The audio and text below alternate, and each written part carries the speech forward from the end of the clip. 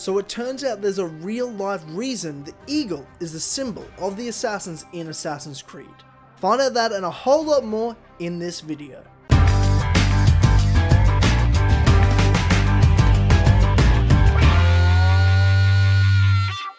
Hey guys, it is Tyler here, back with a new style of episode in the Assassin's Creed The Truth series. Now I'd like to note, the game series is something I'm not very involved in much anymore, but something I'll always have a passion for is history. So from now on, this series, Assassin's Creed The Truth, will focus on real life histories of the Assassin's Creed franchise. And to kick the theme off today, we'll be diving into the real life history of the Assassin Order that the franchise Assassin's Creed is based off of. We will be looking at the historical landscape that backdropped the time and reason the Assassin Order came in to be between the 11th and 13th centuries, their rise into infamy, and ultimately their fall. So without further ado, let's get right into it.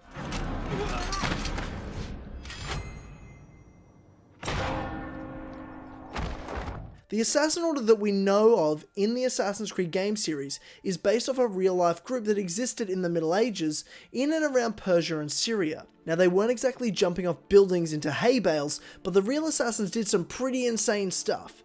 The Assassins were a group that were notorious throughout the region for their skills in targeted killing and infiltrating the ranks of their enemies through means of long-term commitment to a target and a willingness to die for the kill. Sometimes these assassinations would take even years to complete, with the assassin having to infiltrate the inner circle of a high-ranking politician or religious leader to get close to them. The Assassins, or Hashashins, as the enemies called them, were actually a Shia Islamic sect known as Nizari Ismaili, founded by an Ismaili missionary, Hassani Saba. He led the movement of the Nizari Ismaili that in 1090 AD took Alamut Castle in Persia and gave rise to the Order of Assassins. An interesting side note about the first assassin castle Alamut, the legend goes that it was built in 865 by King Wa Sudan ibn Marzuban, whose eagle flew and perched itself on the rock where the castle was later built. The king saw this as an omen and called the castle Alu Amut, or the Eagle's Teachings, which is a fun little tidbit as it is the eagle that is of major significance to the Order of the Assassins in the Assassin's Creed video games.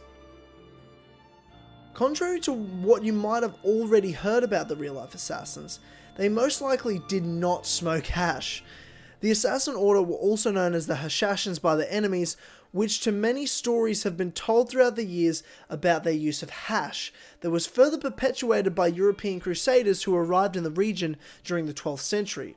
It was claimed that the assassins committed their killings under the influence of these drugs. However, it is likely that this narrative is nothing more than fiction, as there is actually no record from Islamic sources, including their enemies, of any drug use at all. It's especially likely to be fiction due to Hassan's strict interpretation of the Quran against intoxicants.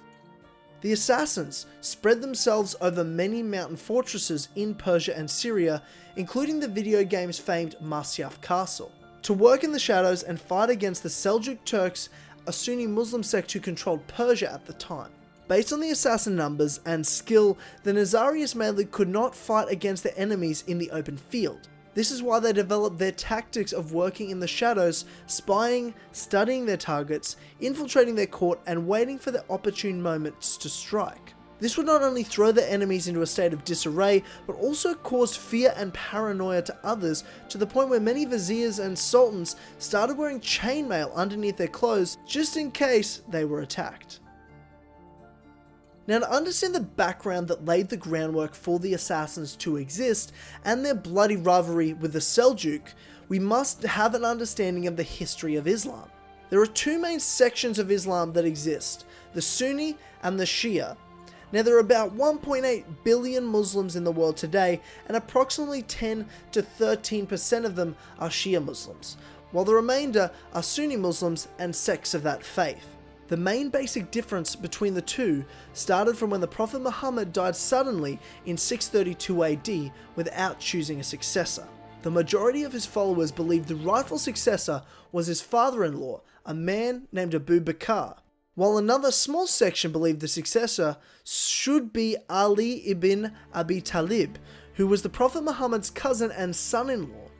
The reality was that it was Abu Bakr chosen as the heir and first Muslim caliph. It is this sect of Muslims who see Abu Bakr as the Prophet's rightful successor that are known as the Sunni. While even though Ali became the fourth Muslim caliph in 656, it is the Shia Muslims who view Ali as the rightful first successor to the Prophet.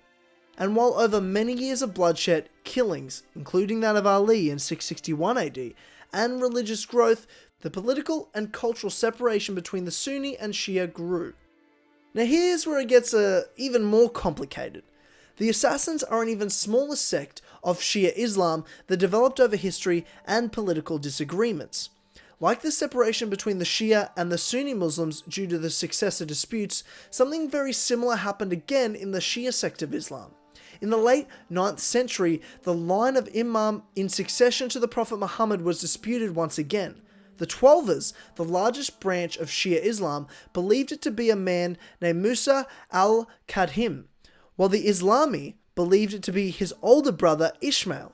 By the early 10th century, the Ismaili were a recognized sect of the Islamic faith, and in 1067, a 17-year-old Hassani Saba, founder of the Assassins, converted and swore allegiance to the Fatimid Caliph, the Ismaili Islam Caliphate that spanned over much of northern African coast at the time. Over years of travel, study, and converting followers to Ismailism, Hassan became more and more committed to his faith. But guess what happened next? Yes, another succession dispute as to who would be the next Ismaili Imam. Hassan supported the current Ismaili Imam Caliph's son Nizar for this position, and eventually this succession dispute created another smaller sect of Islam known as the Nizari Ismaili. It is this sect that Hassani Saba grew and founded in Persia when he began to organize his followers against the hated Seljuks and spread them throughout the mountain fortresses including Alamut and Masyaf in Persia and Syria. It is this sect of Nizari Ismaili that became known as the Assassins. The Assassins' first notable kill came in 1092 AD when an assassin disguised himself as a Sufi mystic and stabbed and killed a vizier named Nizam al-Mulk of the Seljuk Sultanate. In the years that followed, the assassins killed many members of the Seljuk, from viziers, governors, clerics, and even military generals. Hassan continued to expand his reach further into the Middle East, spreading his sect of Islam and eventually even cutting ties with the Islami sect back in Cairo. In 1124, Hassani Saba died, but the Nizari continued on after him, with successors taking the sect in varying directions in the decades that followed. In the late 12th century, the leader of the Syrian Nizari became a man named Rashid ad-Din as-Sinan, who was based in the fortress of Masyaf. It is Rashid who the character Al-Mualim from the first Assassin's Creed video game is based off of. Rashid brought the assassins into conflict with Salah ad-Din, the first sultan of Egypt and Syria and a main figure during the Crusades. The assassins attempted to kill Salah ad-Din several times, but to no avail. However, these attempts led Salah ad-Din to lay siege to the assassin stronghold of Masyaf. However, Salah ad-Din withdrew suddenly from the siege, to which there are several different stories as to why that happened, but all have kind of the same theme about them. One night, an assassin managed to slip by all of Salah ad-Din's guards and leave a poisoned dagger in a cake of some kind, or a poisoned cake, or simply a dagger in a note that was poisoned. There are multiple sources claiming different scenarios here, but all kind of around the same idea. But whatever happened, spooked Salah ad-Din into making a deal with the assassins, and he then withdrew from a siege on Masyaf Castle. During this time in the 12th century, European crusaders began arriving in the Middle East. The crusaders were not seen as main enemies to the assassins, the Seljuk were. However, at times the crusaders were targets to the assassins. In 1192 came Rashid ad-Din as-Sanin's most notable act when he ordered the assassination of Italian crusader Conrad of Montferrat, the uncrowned king of Jerusalem. In the city of Tyre, before his coronation, he walked down a narrow street when two men dressed as monks stabbed him to death. Rashid sent a letter to Leopold V, Duke of Austria, claiming responsibility for the assassination order, which at the time King Richard I of England was being accused of. Rashid died not long after in 1193, and the Assassin Order once again continued on. However, things changed in the early 13th century. The landscape of the Middle East dramatically shifted when the Mongol invasion of Persia occurred. This conquest began in 1219, and by 1237 AD, all of Persia was under Mongolian control, besides the mountain fortresses of the Assassins, who had pledged their allegiance to the Mongols at the time, most likely to avoid total and utter destruction. However, that was soon to follow irregardless. In the 1250s, Genghis Khan's grandson, Möngke Khan, was on a mission to conquer Baghdad, the seat of the Caliphate of Islam. During this time, the Assassins began to grow fearful of the Mongols' renewed interest in the region, so an assassination order was made on Möngke Khan. However, this attempt was very unsuccessful when the Assassins were to look as though they were going to offer submission to him, then stab him when they were given the chance. The Mongols turned the Assassins away and had now revealed themselves. The Assassins had, for the most part, slipped under the radar of the Mongols' interest and had enjoyed a period of freedom after the Mongols' invasion.